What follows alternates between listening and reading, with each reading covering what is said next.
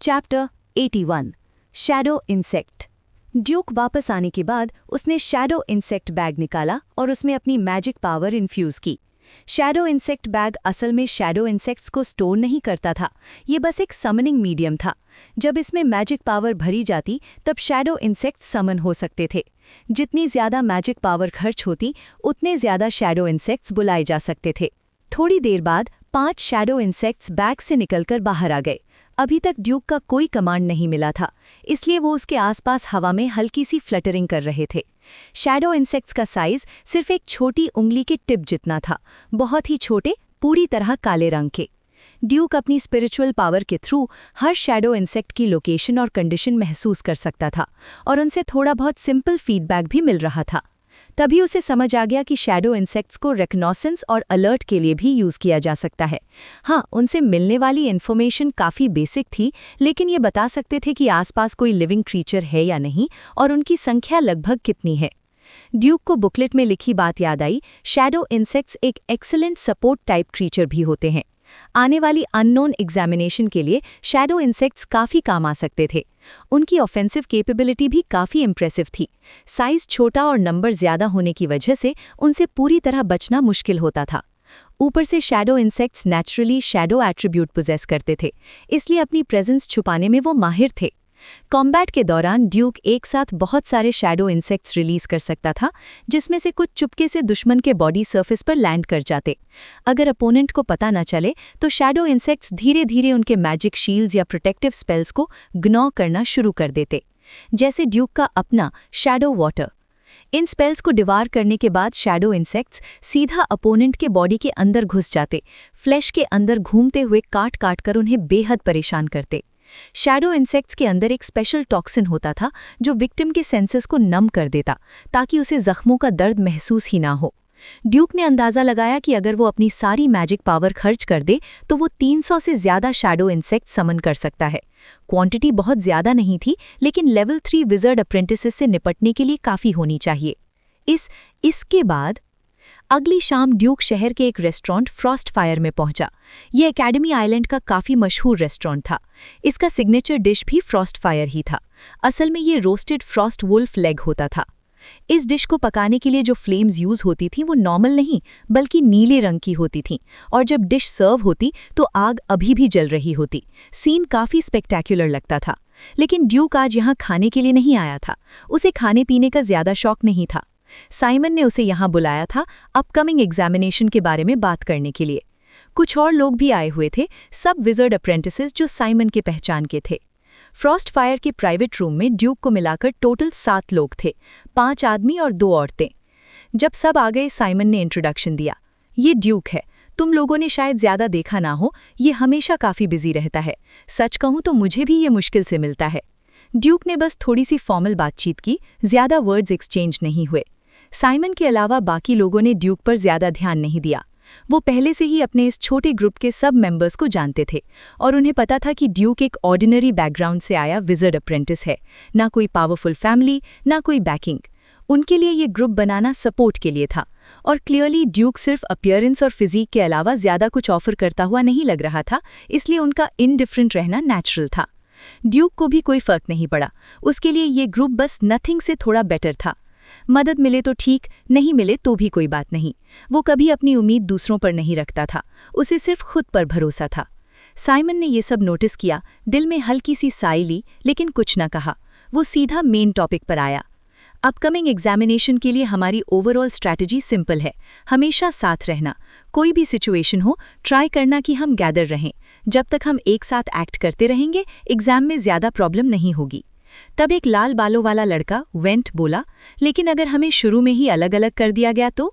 Went एक wizard clan से था, लेकिन उसकी फैमिली ज़्यादा स्ट्रॉन्ग नहीं थी, सिर्फ एवरेज लेवल की, वरना वो इस छोटे ग्रुप में होता ही नहीं। सच तो ये था कि वेंट के घर वाले उस पर काफ़ी प्राउड थे। ब्लैक सेल ज्वाइन करना वेस्ट कोस्ट पर आसान बात नहीं थी। वेस्ट कोस्ट पर 4 ग्रेट विज़र्ड ऑर्गेनाइजेशंस बिल्कुल जायंट्स जैसे थे, हर चीज़ उनके कंट्रोल में थी। ड्यूक जैसे लोग जो सिर्फ एक टोकन के साथ ब्लैक सेल ज्वाइन कर पाए, बहुत ही रेयर केसेस थे। एकेडमी आइलैंड के ज़्यादातर wizard apprentices local west coast से ही आते थे। साइमन ने सिर हिलाया और यही कहा कि मैंने ब्लैक सेल के पिछले एग्जामिनेशंस के मेथड स्टडी किए हैं, उनमें एक मेथड ऐसा भी है जहां सब कुछ शुरू में अलग अलग कर दिया जाता है। उस केस में हमें सिचुएशन के हिसाब से एक्ट करना पड़ेगा। अगर एग्जाम के अंदर एक दूसरे से टकराव हो जाए तो ट्राई करना साथ रहने का और जल्दी रीग्रुप होने का। फिर उसने रूम के दरवाजे की तरफ देखा, कंफर्म किया कि वो बंद है और आवाज़ थोड़ी नीचे करके बोला, अब मैं तुम्हें कुछ लोगों के बारे में बताना चाहता हूं जिन पर तुम्हें स्पेशल ध्यान देना होगा। रेस्टोरेंट के प्राइवेट रूम्स में साउंड इंसुलेशन मैजिक लगी हुई थी। अंदर कितना भी शोर हो, बाहर कुछ सुनाई नहीं देता था। लेवल 3 विजर्ड अप्रेंटिसेस में कुछ लोग काफ़ी डेंजरस हैं। अगर उनसे सामना हो तो कॉन्फ्लिक्ट में मत पड़ना। स्ट्रेंथ हो या बैकग्राउंड, हम उन्हें प्रोवोक अफोर्ड नहीं कर सकते। सबसे पहला है उली, जो कि क्लैन का सिर्फ 13 इयर्स का है लेकिन एक जीनियस विजर्ड है जिसका एप्टीट्यूड लेवल 7 विजर्ड का है। एज छोटी होने के बावजूद वो कब का लेवल 2 विजर्ड अप्रेंटिस बन सकता था, लेकिन फ्यूचर पोटेंशियल के लिए जानबूझकर रुका हुआ है। इसका टेम्परामेंट काफ़ी एक्सट्रीम है, जो कि क्लैन के विजर्ड्स जनरली ऐसे ही होते हैं। ब्लड लाइन्स को वर्शिप करते हैं और नॉन प्योर ब्लड मेजेस से हॉस्टिलिटी रखते हैं। अगर वो तुमसे बैकग्राउंड के बारे में पूछे तो कहना कि तुम विजर्ड क्लैन से हो। कभी भी ये मत बताना कि तुम ऑर्डिनरी ओरिजिन से हो। ये कहते हुए साइमन ने ड्यूक की तरफ देखा। ड्यूक ने कामली हेड नॉट किया। 7 लोगों में सिर्फ 2 विजर्ड क्लैन से थे। साइमन खुद भी किसी विजर्ड क्लैन से नहीं था। दूसरा है मेरिक। वो हाफ ब्लड मेज फैमिली से है, लेकिन उसका टैलेंट इतना आउटस्टैंडिंग है कि ब्लैक सेल के मास्टर लैंड ने उसे अपना डिसाइपल बना लिया। मास्टर लैंड एक लेवल 3 विजर्ड है। ब्लैक सेल के अंदर काफ़ी इन्फ्लुएंशियल फिगर हैं और अपने डिसाइपल्स को बहुत प्रोटेक्ट करते हैं। मेरिक से जितना हो सके कॉन्फ्लिक्ट अवॉइड करना। साइमन ने और भी कुछ नाम लिए। सब डिटेल्ड इंटेलिजेंस इन्वेस्टिगेशन के थ्रू इकट्ठा की गई इन्फॉर्मेशन थी। ड्यूक ने चुपचाप सब नाम याद कर लिए। उसके दिल में एक ही थॉट आया, ब्लैक सेल के अंदर इंटरनल फैक्शंस काफ़ी कॉम्प्लेक्स थे और हर तरह के विजर्ड डिसेंडेंट्स यहाँ जमा थे। Chapter 82 the assessment begins.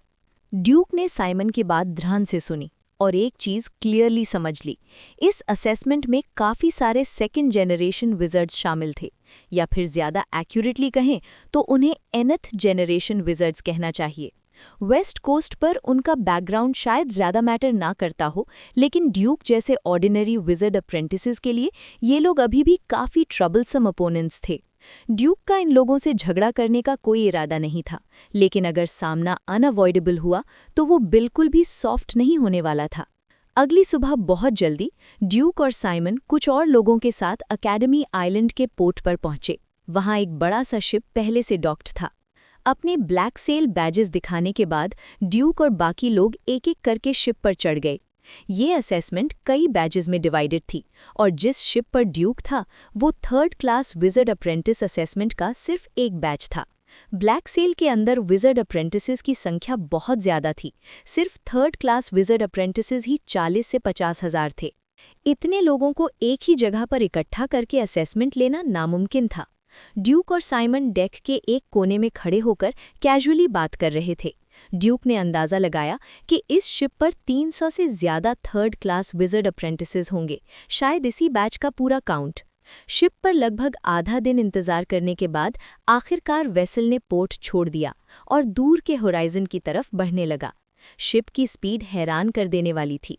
Duke की पिछली जिंदगी में देखी गई कई क्रूज शिप से भी काफ़ी तेज़ थी। ड्यूक डेक पर खड़ा था, लेकिन कोई मैकेनिकल इंजन की आवाज़ नहीं आ रही थी। शिप का निचला हिस्सा बिल्कुल शांत था। वो सोचने लगा कि ऐसे डिज़ाइन कैसे किया गया होगा। जिस जगह वो जा रहे थे वो काफ़ी दूर लग रही थी। शिप शाम के वक्त डस्क के समय जाकर एक आइलैंड के बाहर रुका। इस असेसमेंट का होस्ट मिस्टर जोडे था, वही जोडे जिनकी मैजिक बेसिक थियरी की क्लास ड्यूक पहले अटेंड कर चुका था।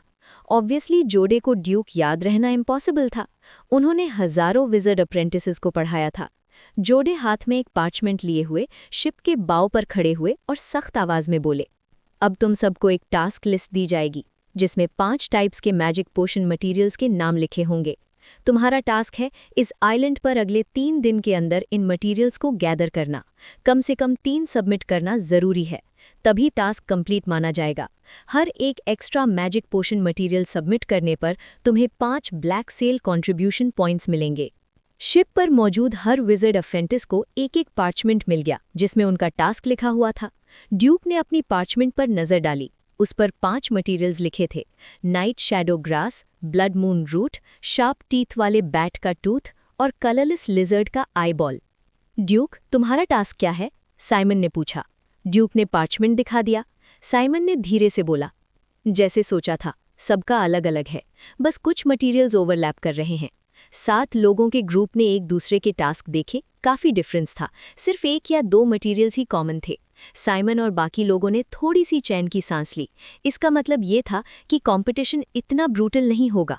ज्यादातर विज़र्ड अप्रेंटिसेस के लिए सिर्फ 3 टाइप्स के मैजिक पोशन मटेरियल्स सबमिट करना ही असेसमेंट क्लियर करने के लिए काफ़ी था। रही बात सारे 5 सबमिट करके कंट्रीब्यूशन पॉइंट्स लेने की, वो ज्यादातर लक पर डिपेंड करता था। हर किसी की लिस्ट में कम से कम 1 या 2 मटेरियल्स ऐसे थे जो काफ़ी मुश्किल से मिलते थे। ब्लैक सेल कंट्रीब्यूशन पॉइंट्स कमाना आसान नहीं था। ये पॉइंट्स एक विज़र्ड के स्टेटस और प्रिविलेजेस को डायरेक्टली अफेक्ट करते थे और नॉर्मली मिलना बहुत मुश्किल था। इसलिए केपेबल विज़र्ड अप्रेंटिसेस के लिए ये असेसमेंट एक गोल्डन अपॉर्चुनिटी थी। 5 के 5 टास्क कंप्लीट करके कंट्रीब्यूशन पॉइंट्स लेना उनके लिए रिलेटिवली ईजी माना जाता था। टास्क के लिए रिक्वायर्ड मटेरियल्स के अलावा आइलैंड पर मिलने वाले बाकी सारे रिसोर्सेज विज़र्ड अप्रेंटिसेस अपने पास रख सकते थे। ब्लैक सेल के असेसमेंट्स हमेशा से ऐसे ही रहे थे, ट्रेनिंग भी, सिलेक्शन भी और साथ ही ग्रोथ का मौका भी। इनडायरेक्टली ये विज़र्ड अप्रेंटिसेस को कल्टिवेशन रिसोर्सेज प्रोवाइड करता था। रिसोर्सेज वही थे, सवाल बस ये होता था कि तुम अपनी एबिलिटी से कितना ले पाते हो। तब एक पतला सा विज़र्ड अप्रेंटिस गोल चश्मे पहने हुए बोला, मिस्टर जोड़े, अगर हम सारे रिक्वायर्ड मटेरियल्स जल्दी कलेक्ट कर लें तो क्या हम आइलैंड छोड़ सकते हैं? जोड़े ने बिना इमोशन के जवाब दिया, नहीं, चाहे तुम कितनी भी जल्दी सारे मटेरियल्स कलेक्ट कर लो, तुम्हें 3 दिन पूरे होने तक इंतजार करना होगा। ये सुनते ही शिप पर एक अजीब सी खामोशी छा गई। सब समझ गए थे इसका मतलब क्या है। शायद यही असेसमेंट का असली कंटेंट था। इस आइलैंड पर 3 दिन तक जिंदा रहना और साथ ही कम से कम 3 रिक्वायर्ड मैजिक पोशन मटेरियल्स के साथ बाहर निकलना। ये बिल्कुल भी आसान नहीं था। आइलैंड पर सिर्फ मैजिक बीस्ट्स का खतरा ही नहीं था, बल्कि बाकी विज़र्ड अप्रेंटिसेस भी एक बड़ा थ्रेट थे। ब्लैक सेल की असेसमेंट्स में विज़र्ड अप्रेंटिसेस के बीच लड़ाई पर कोई रिस्ट्रिक्शन नहीं थी। काफ़ी केपेबल विज़र्ड अप्रेंटिसेस के लिए बाकी लोग बस चलती फिरती रिसोर्सेज थे। असेसमेंट से पहले ड्यूक ने काफ़ी मैजिक पोशंस और डीमनाइज्ड आइटम्स खरीदकर तैयारी की थी। बाकी विज़र्ड अप्रेंटिसेस ने भी यही किया था। सब अपनी सर्वाइवल के लिए अच्छा खासा रिसोर्स लेकर आए थे। ऐसे माहौल में कुछ लोगों की नज़र में बाकी सब इजी टारगेट्स बन जाते थे। किसी को हरा देना मतलब उसके सारे रिसोर्सेज अपने हो जाना। तब ड्यूक को समझ आया कि ये 3 दिन का टाइम लिमिट क्यों रखा गया था। ये पूरा सेटअप विज़र्ड अप्रेंटिसेस को एक दूसरे से लड़ने और लूटने के लिए इनकरेज कर रहा था। ब्रीडिंग वेनम, ड्यूक के दिमाग में ये शब्द उभरे। बहुत पहले से ब्लैक सेल का नर्चरिंग सिस्टम ऐसा ही था, बस पहले ज्यादा खुल्लम खुल्ला होता था। अब सिर्फ उसका फॉर्म बदल गया था, लेकिन एसेंस बिल्कुल वही था। मैजिक पोशन मटेरियल्स कलेक्ट करना सिर्फ एक फसाड था। सिर्फ मटेरियल्स कलेक्ट करने से किसी की असली कैपेबिलिटी का पता नहीं चलता। ड्यूक और साइमन ने एक दूसरे की तरफ देखा। सब स्मार्ट थे, सबने असेसमेंट का असली मतलब समझ लिया था। आइलैंड पर पहुंचते ही साथ रहना, साइमन ने सीरियस टोन में कहा। किसी को भी अलग मत होने देना। 7 लोगों का ग्रुप साथ रहे तो डेंजर काफी कम हो जाता। ऐसे बड़े ग्रुप को टारगेट करने की हिम्मत कम लोग ही करते। लेकिन जैसे ही साइमन ने ये कहा, जोड़े ने अनाउंसमेंट कर दी, जैसे वो सब सुन रहा हो। टेलीपोर्टेशन अराय के लिए लाइन बना लो। तुम सबको आइलैंड के किसी भी रैंडम लोकेशन पर टेलीपोर्ट कर दिया जाएगा। साथ ही आइलैंड पर विज़र्ड्स मार्क का यूज स्ट्रिक्टली फॉरबिडन है। तुम लोग उसके थ्रू कम्युनिकेट नहीं कर पाओगे। जोड़े के बोलते ही उसके सामने एक हल्का बैंगनी रंग का मैजिक अराय उभर आया, जिसमें से ईयरी पर्पल ग्लो निकल रही थी। कुछ लोग हेजिटेट कर रहे थे, लेकिन जो तेज दिमाग वाले थे वो तुरंत अराय की तरफ बढ़ने लगे। ड्यूक ने भी बिल्कुल देर नहीं की। न्यूज सुनते ही वो तेज कदमों से लाइन में लग गया। आइलैंड पर सबसे पहले पहुंचना एडवांटेज देता था। अगर तुम लास्ट में जाते तो पता नहीं तुम किस जगह टेलीपोर्ट होते, और तब तक आइलैंड पे लोग पहले से फैल चुके होते। हो सकता है कि आइलैंड पर अपीयरेंस के साथ ही तुम किसी और के बिछाए हुए ट्रैप में फंस जाते।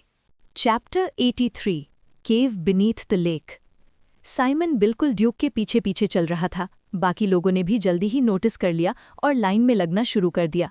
सबसे आगे वो लड़का था जिसके गोल चश्मे थे, वही जिसने पहले सवाल पूछा था। उसने सीधा बैंगनी रंग के मैजिक एरे में कदम रखा और अगले ही पल गायब हो गया। उसके पीछे खड़े विज़र्ड अप्रेंटिसेस के मुंह से हैरानी भरी गास्प्स निकल पड़ी। ज्यादातर विज़र्ड अप्रेंटिसेस वेस्ट कोस्ट से ही आए थे, लेकिन उन्होंने इतना एडवांस्ड विचारे पहले कभी नहीं देखा था। ड्यूक लाइन में 7वां था। टेलीपोर्टेशन का प्रोसेस काफ़ी तेज चल रहा था और ज़्यादा देर नहीं लगी जब उसकी बारी आ गई। वो धीरे से मैजिक एरे के पास आया। जोडे उसे बिना किसी इमोशन के देखता रहा, न कुछ कहा, न कोई एक्सप्रेशन बदला। ड्यूक ने गहरी सांस ली और सीधा मैजिक एरे के अंदर कदम रख दिया। उसी पल उसे तेज चक्कर आने लगे। एक अजीब सी वेटलेसनेस महसूस हुई। न कहीं खड़ा हो सकता था, न गिर रहा था। पैरों के नीचे जमीन न मिलने की वजह से एक स्ट्रॉन्ग सेंस ऑफ इनसिक्योरिटी उसके दिल में भर गया। लेकिन ये फीलिंग सिर्फ कुछ पलों की थी। जैसे ही ड्यूक को होश आया, उसने खुद को एक जंगल के बीच पाया। शाम का वक्त था, सुनहरा सूरज समंदर के होराइजन को छू रहा था और नारंगी रोशनी पेड़ों के बीच से छनकर नीचे गिर रही थी, जमीन पर अजीब से शैडोज बना रही थी। ड्यूक ने तुरंत अपने सराउंडिंग स्कैन किए। कोई और इंसान आसपास नहीं था। जगह काफी शांत थी, सिर्फ कभी कभी किसी अनजानी चिड़िया की आवाज सुनाई दे रही थी। उसने अपनी टास्क वाली 5 मिनट को स्पेस रिंग में रख दिया और धीरे धीरे आगे एक्सप्लोर करना शुरू किया। सूरज ढलने वाला था, इसलिए ड्यूक का पहला गोल था रात गुजारने के लिए एक सेफ जगह ढूंढना। ये आइलैंड एडवांस्ड मैजिकल बीस्ट से भरा हुआ था और उन सब के पास कास्टिंग एबिलिटीज होती थीं। सबसे कमज़ोर एडवांस्ड मैजिकल बीस्ट भी 2nd क्लास विज़र्ड अप्रेंटिस के बराबर होता था। जो ज़्यादा स्ट्रॉन्ग होते वो अक्सर 1st क्लास विज़र्ड अप्रेंटिस के लेवल के होते थे।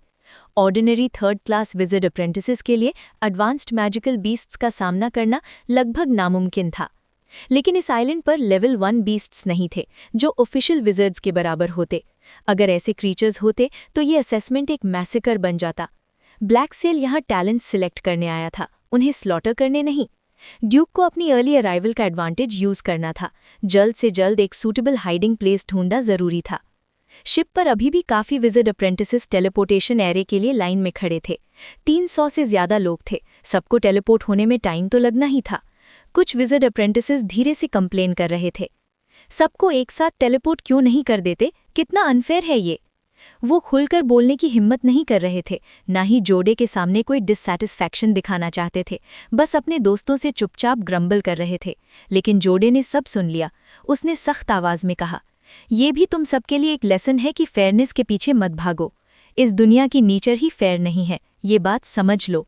हमेशा रूल्स फॉलो करने के बारे में मत सोचो। दिन भर लैब में बंद रहकर बेवकूफ़ मत बनो। जोडे के ये शब्द सुनते ही कंप्लेन करने वाले विज़र्ड अप्रेंटिसेस तुरंत चुप हो गए। कोई भी दोबारा कुछ कहने की हिम्मत नहीं कर पाया। काफ़ी लोगों को ब्लैक सेल की असली नेचर का एक और गहरा एहसास हुआ। आखिर ये एक विज़र्ड ऑर्गेनाइजेशन थी जो पायरेट्स से निकली थी। पायरेट्स के सामने फेयरनेस और रूल्स की बात करना सिर्फ मजाक बनकर रह जाता। जोडे चाहता था कि ये यंग विज़र्ड अप्रेंटिसेस समझ जाएं कि दुनिया असल में कितनी क्रूअल है। ग्रीन हाउस जैसे प्रोटेक्टेड एनवायरनमेंट की आदत फ्यूचर में बहुत महंगी पड़ती है। अगर ड्यूक वहाँ होता तो शायद उसे अर्ल हार्डी के वो शब्द याद आते जो उसने फ्लोरेंस कॉन्टिनेंट छोड़ने से पहले विवियन से कहे थे। भेड़िया भीड़ को खाने से पहले उसका नाम नहीं पूछता। इस वक्त ड्यूक एक छोटी सी झील के पास पहुंच चुका था। उसके पास ही एक वाटरफॉल नीचे गिर रहा था, जिससे जोरदार गरजती हुई आवाज आ रही थी। ये फ्रेश वाटर लेक थी, पीने के लिए बिल्कुल ठीक। लेकिन ड्यूक यहाँ पानी पीने नहीं आया था। उसने कुछ शैडो इंसेक्ट्स समन किए और उन्हें झील के पानी के अंदर भेज दिया, नीचे एक्सप्लोर करने के लिए। झील का पानी काफ़ी गहरा था, सरफेस से बॉटम बिल्कुल दिखाई नहीं दे रहा था। ड्यूक को वाटर एलिमेंट के डिस्ट्रीब्यूशन का अच्छा सेंस था। उसकी परसेप्शन के हिसाब से ये लेक अनयूजुअली डीप थी, इसलिए उसने नीचे एक्सप्लोर करने का डिसीजन लिया। रिस्क लेने की बजाय उसने शैडो इंसेक्ट्स को स्काउट के तौर पर यूज़ किया, ज़्यादा सेफ अप्रोच। शैडो इंसेक्ट्स पानी के अंदर धीरे मूव करते थे, लेकिन सिंपल इन्फॉर्मेशन रिले कर सकते थे, जो ड्यूक के लिए काफ़ी थी। उनके थ्रू ड्यूक को पता चला कि नीचे एक गहरा पिट था जो बाहर के समंदर से कनेक्टेड था। वहां से सीधा स्विम करके सी तक जाया जा सकता था।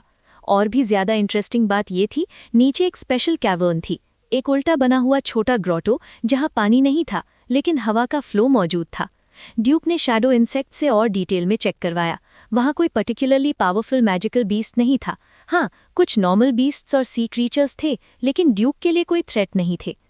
ड्यूक ने दूर समंदर के होराइजन की तरफ देखा। सूरज लगभग पूरी तरह से डूब चुका था, रात बस आने ही वाली थी। जब तक सारे अप्रेंटिस विज़र्ड्स आइलैंड पर पहुंचते, तब तक ये जगह अंधेरे में डूब चुकी होती। ब्लैक सेल ने ये सब जानबूझकर अरेंज किया लगता था, ताकि अप्रेंटिसेस को आते ही पहली रात का सामना करना पड़े। रात कैसे सेफली सर्वाइव करनी है, ये एक बड़ा सवाल था। कोई नहीं जानता था कि सुबह होने तक कितने लोग जिंदा रहेंगे। ड्यूक ने ज्यादा सोचना छोड़ दिया। आसपास कोई नहीं था। वो बिना किसी एफर्ट के झील में कूद गया। न के बराबर छपाक की आवाज आई, जैसे वो पानी का हिस्सा बन गया हो। उसने कुछ शैडो इंसेक्ट्स ऊपर के एरिया में हिडन कॉर्नर्स पर छोड़ दिए ताकि वो नीचे होते हुए भी ऊपर की सिचुएशन ट्रैक कर सके। पानी के अंदर जाते ही ड्यूक को महसूस हुआ कि ये लेक का पानी समंदर से थोड़ा ठंडा था। लेक वाकई बहुत गहरी थी। कैवर्न तक पहुंचने के लिए ड्यूक को काफी देर तक नीचे स्विम करना पड़ा। वहां पहुंचकर उसने एक गोल सा टनल फॉलो किया। पहले आगे स्विम किया, फिर थोड़ा ऊपर की तरफ गया और फाइनली सरफेस पर आकर सांस ली। ये एक डैम सी कैवर्न थी। छोटी थी, लेकिन एक आदमी के रहने के लिए काफी थी। वॉल्स में छोटी छोटी दरारें थीं जहां से पानी की बूंदें टपक रही थी और हल्की सी हवा के साथ कभी कभी सीटी जैसी आवाज आती थी। सराउंडिंग्स चेक करने के बाद जब सेफ्टी कंफर्म हो गई, ड्यूक ने जमीन पर एक जगह साफ की, ब्लैंकेट बिछाया और लेट गया। उसने अपना ड्राई फ्रूट निकाला, थोड़ा खाया, फिर आंखें बंद करके मेडिटेशन में चला गया। वो सुबह से पहले बाहर निकलने का बिल्कुल प्लान नहीं कर रहा था। ये जगह एक परफेक्ट रेफ्यूज थी, रात के डेंजरस वक्त में काफी मुसीबतों से बचने के लिए। ड्यूक इमेजिन कर सकता था कि जैसे ही रात पड़ेगी, आइलैंड पर कितना केओस मचने वाला है। विजर्ड्स कभी भी काइंड ग्रुप नहीं होते और ब्लैक सेल के अप्रेंटिस विजर्ड्स के बीच मिलिशियस लोगों की कोई कमी नहीं थी। ये आइलैंड असल में एक टेम्पररी केओटिक हेवन था, जहां ऑर्डर के हटते ही इंसानी नेचर की मैलिस पूरी तरह नंगी हो जाती है। Chapter 84 frost wolf. रात होते ही पूरा आइलैंड अंधेरे में डूब गया। सिर्फ कुछ जगह पर चमकने वाले मिनरल्स और ल्यूमिनस मशरूम्स थोड़ी सी रोशनी दे रहे थे, वो भी नाम के लिए। ड्यूक नीचे कैवर्न के अंदर मेडिटेशन टेक्निक प्रैक्टिस कर रहा था, लेकिन उसका ध्यान पूरी तरह ऊपर की सिचुएशन पर था। शैडो इंसेक्ट्स के थ्रू वो लगातार मूवमेंट्स मॉनिटर कर रहा था। शुरू में सब कुछ शांत था, लेकिन लगभग 1 घंटे बाद झील के पास थोड़ी सी हलचल हुई। 2 विजर्ड अप्रेंटिसेस, जो क्लियरली ड्यूक के लिए अनफेमिलियर थे, कोइंसिडेंटली झील के किनारे आ गए। दोनों ने एक दूसरे को कॉशियस नजरों से देखा, लेकिन किसी ने भी पहला स्टेप नहीं लिया। उन्होंने लेक से थोड़ा फ्रेश वाटर भरा और बिना कुछ किए खुद ही वापस चले गए। उनका कोई डायरेक्ट कॉन्फ्लिक्ट ऑफ इंटरेस्ट नहीं था, ना ही उन्हें सामने वाले का बैकग्राउंड पता था और ना ही इतना कॉन्फिडेंस था कि एक ही स्ट्राइक में अपोनेंट को गिरा सकें। ऐसी सिचुएशन में एक्शन लेना बेवकूफ़ी होती है। ज्यादातर विजर्ड अप्रेंटिसेस की एबिलिटीज एवरेज ही होती है। उनका मेन गोल होता है इस टेस्ट को सर्वाइव करना और पास होना। ड्यूक ने शैडो इंसेक्ट्स के थ्रू दोनों के आने और जाने का रिकॉर्ड मेंटली नोट कर लिया। इसके बाद झील फिर से गहरी खामोशी में डूब गई। आइलैंड काफी बड़ा था। 300 से ज्यादा थर्ड क्लास विजर्ड अप्रेंटिसेस पूरे आइलैंड पर बिखरे हुए थे। शुरू में किसी से टकरा जाना काफी रेयर था और झील जहां ड्यूक छुपा हुआ था, आइलैंड के सेंटर के पास थी। ज्यादातर अप्रेंटिसेस स्टार्टिंग में दूसरी जगहों पर टेलीपोर्ट हुए होंगे, इसलिए कुछ देर तक किसी का ना दिखना बिल्कुल नॉर्मल था। लेकिन आधी रात के आसपास शैडो इंसेक्ट से ड्यूक को नई इन्फॉर्मेशन मिली। झील के पास एक जवान लड़का भागता हुआ आ रहा था। उसके चेहरे पर प्योर टेरर के एक्सप्रेशन थे। उसका बायां हाथ बेजान सा लटक रहा था, जैसे टूट चुका हो, और खून लगातार टपक रहा था। उसके पीछे एक जायंट सिल्वर व्हाइट वुल्फ उसका पीछा कर रहा था। ये एक एडवांस्ड मैजिकल बीस्ट था, फ्रॉस्ट वुल्फ। सिर्फ पावरफुल बॉडी ही नहीं, बल्कि ये फ्रॉस्ट एलिमेंट कास्टिंग भी कर सकता था। फ्रॉस्ट वुल्फ की स्पीड देखकर ऐसा लग नहीं रहा था कि वो सीरियसली शिकार का पीछा कर रहा हो। ज्यादा लग रहा था जैसे वो कैजुअल स्ट्रोल पर हो। उसके चेहरे पर एक ह्यूमन लाइक मॉकिंग स्माइल भी थी। क्लियरली वो इस बदनसीब विजर्ड अप्रेंटिस के साथ खेल रहा था। लड़का लड़खड़ाया और झील को देखकर उसे जैसे उम्मीद की एक किरण दिख गई। उसका प्लान था लेक में कूदकर जान बचाने का। उसे पता था कि चांस बहुत कम है, आखिर ये आइलैंड था। फ्रॉस्ट वुल्फ का स्विमिंग आना बिल्कुल पॉसिबल था, लेकिन उसके पास कोई और रास्ता नहीं था। ये सब इन्फॉर्मेशन मिलते ही ड्यूक ने तुरंत आंखें खोल दी। उसके दिल में सिर्फ एक ही दुआ थी, बस ये लड़का फ्रॉस्ट वुल्फ को यहाँ तक लीड न करे, वरना ड्यूक भी इन्वॉल्व हो जाता। बाहर जाकर रेस्क्यू करने का तो सवाल ही नहीं था। ड्यूक अपनी स्ट्रेंथ बहुत अच्छी तरह जानता था। पूरी ताकत लगाकर भी वो शायद फ्रॉस्ट वुल्फ को सिर्फ रिपेल कर पाता, मार पाना मुश्किल था। उसके पास अभी ऐसे पावरफुल अटैक स्पेल्स नहीं थे जो एक एडवांस्ड मैजिकल बीस्ट को एक ही स्ट्राइक में किल कर सकें। जैसे ही लड़का झील के बिल्कुल पास पहुंचने वाला था, फ्रॉस्ट वुल्फ की आंखों में एक और प्लेफुल ग्लिंट चमकी। उसने मुंह खोला और एक बड़ा सा आइस बॉल थूक दिया। आइस बॉल हवा में घूमता हुआ सीधा लड़के से टकराया। अगले ही पल लड़का एक आइस स्कल्पचर बन चुका था, वहीं का वहीं जम गया। उसका खून धीरे धीरे रुक गया। कुछ ही पल बाद फ्रॉस्ट वुल्फ जैसे बोर हो चुका हो, वो आगे बढ़ा और एक झटके में उसका सिर काट लिया। खून चारों तरफ छिड़क गया और पास की झील का सरफेस लाल रंग में रंग गया। फ्रॉस्ट वुल्फ काफी टाइम से इस आइलैंड पर रह रहा था। वो विजर्ड्स जिन्हें वो दिल से नफरत करता था, उसे खुली आज़ादी नहीं देते थे। आइलैंड तक ही सीमित कर दिया गया था। आइलैंड पर जिंदगी बेहद बोरिंग थी। कभी कभी दूसरे एडवांस्ड मैजिकल बीस्ट से लड़ना ही बस एंटरटेनमेंट होता था। आज रात कुछ इंसान आ गए थे, और वो भी विजर्ड्स। फ्रॉस्ट वुल्फ का मूड अच्छा हो गया। एक ही रात में उसने कईयों को खा लिया। उसका पेट लगभग भर चुका था। उसके दिमाग में एक सोच भी आई, ये कमजोर इंसान थोड़ा रुक कर आए, पहले मैं डाइजेस्ट कर लूं। अभी का चेज बस टाइम पास था, डिनर के बाद डाइजेशन के लिए एक हल्की वॉक जैसा। खाने के बाद फ्रॉस्ट वुल्फ झील के पास आया और पानी पीने लगा। अचानक उसने सिर उठाया और हवा को सूंघा। उसे कई अलग अलग इंसानों की सेंट्स महसूस हुई, लेकिन कोई भी पास नहीं था। नीचे कैवर्न के अंदर ड्यूक सांस भी धीरे धीरे ले रहा था। उसकी पूरी अटेंशन झील के किनारे पर थी। खुशकिस्मती से ड्यूक झील को क्रॉस करके इस जगह तक आया था। पानी ने उसकी सेंट को कवर कर लिया था। अगर फ्रॉस्ट वुल्फ ने उसकी सेंट पकड़ ली होती और पीछा किया होता तो बहुत बड़ी मुसीबत होती। फ्रॉस्ट वुल्फ ने थोड़ी देर सेंट्स को ट्रेस किया, फिर धीरे धीरे वहां से चल पड़ा, जैसे उसे कोई जल्दी ही ना हो। शायद फ्रॉस्ट वुल्फ के वहां होने की वजह से पूरी रात झील के पास कोई नहीं आया, न कोई विजर्ड अप्रेंटिस, न कोई और मैजिकल बीस्ट या प्रेडेटर। हो सकता है फ्रॉस्ट वुल्फ की स्ट्रॉन्ग सेंट ने बाकी क्रीचर्स को दूर रखा हो। ड्यूक सुबह होने तक मेडिटेशन करता रहा, शैडो इंसेक्ट से सराउंडिंग्स चेक करता रहा। जब कंफर्म हो गया कि कोई डेंजर नहीं है, तब वो धीरे से पानी से बाहर आया। पूरा आइलैंड रात भर रेस्टलेस रहा होगा, लेकिन झील के नीचे एक अजीब सी शांति थी। ड्यूक की बस एक ही इच्छा थी, जल्दी से अपने मैजिक पोशन मटेरियल्स कलेक्ट करना और फिर अंडर वाटर केव में छुपकर टेस्ट के खत्म होने का वेट करना। उसे आइलैंड पर किसी के साथ फाइट करने का कोई शौक नहीं था। उसके पास स्किल ट्री था। जब तक वो शांति से ग्रो करता रहेगा, वो नेचुरली स्ट्रांग होता जाएगा। रिस्क लेने की कोई जरूरत नहीं थी। Night shadow grass, blood moon root, starlight wine, sharp toothed bat का टूथ और कलरलेस लिजर्ड का आई। ड्यूक परचम पर लिखी लिस्ट को देखकर सोच में पड़ गया। इनमें से night shadow grass, blood moon root और स्टारलाइट वाइन काफी कॉमन थे, थोड़ी मेहनत से मिल सकते थे। लेकिन शार्प टूथेड बैट और कलरलेस लिजर्ड का मिलना मुश्किल था, स्पेशली कलरलेस लिजर्ड। ये कमीलियन जैसा नहीं होता, ये पैदा ही ट्रांसपेरेंट होता है, एग्जिस्ट करता है लेकिन दिखता नहीं। ऐसी चीज ढूंढना लक का खेल था। ड्यूक को ज्यादा उम्मीद भी नहीं थी। उसने डिसाइड किया पहले सिचुएशन ऑब्जर्व करेगा। अगर आइलैंड ज्यादा कियोटिक और डेंजरस हो गया तो बस 3 हर्ब्स कलेक्ट करेगा और सीधा केव में वापस चला जाएगा। हर्बलिज्म के बेसिक्स उसे याद थे। Night shadow grass, blood moon root और स्टारलाइट वाइन का अपीयरेंस उसे क्लियरली याद था। वो फॉरेस्ट के अंदर चलते हुए जमीन को ध्यान से देख रहा था। साथ ही 1 दर्जन शैडो इंसेक्ट्स आसपास फैला दिए गए थे, ताकि 100 मीटर के रेडियस में कोई भी मूवमेंट हो तो तुरंत अलर्ट मिल जाए। फिर भी ड्यूक ने अपनी गार्ड बिल्कुल लूज नहीं की। वो हर वक्त अटैक के लिए रेडी था। लगभग 2 घंटे बाद उसे एक बड़े पेड़ के नीचे नाइट शैडो ग्रास का एक छोटा सा पैच दिख गया। उसने स्पेस रिंग से छोटा सा शवल निकाला और बहुत सावधानी से उसे जड़ समेत निकाल लिया, रूट्स बिल्कुल इंटैक्ट रखे। Chapter 85 encounter. Night shadow grass पूरी तरह ब्लैक पर्पल कलर की होती है और साइज में काफी छोटी होती है। बिल्कुल रोड साइड के वाइल्ड फ्लावर जैसे लगती है, इसलिए अगर ध्यान से ना देखो तो इजीली मिस हो जाती है। ड्यूक ने उस नाइट शैडो ग्रास को स्पेस रिंग में रख दिया। आखिरकार 5 मिनट पर लिखे 5 पोशन मटेरियल्स में से एक कंप्लीट हो गया। चलते चलते ड्यूक सराउंडिंग टेरेन पर भी ध्यान देता रहा, अपने दिमाग में एक रफ मैप बनाता हुआ कि कौन सा रास्ता कहाँ जा रहा है, कौन सा एरिया सेफ लग रहा है।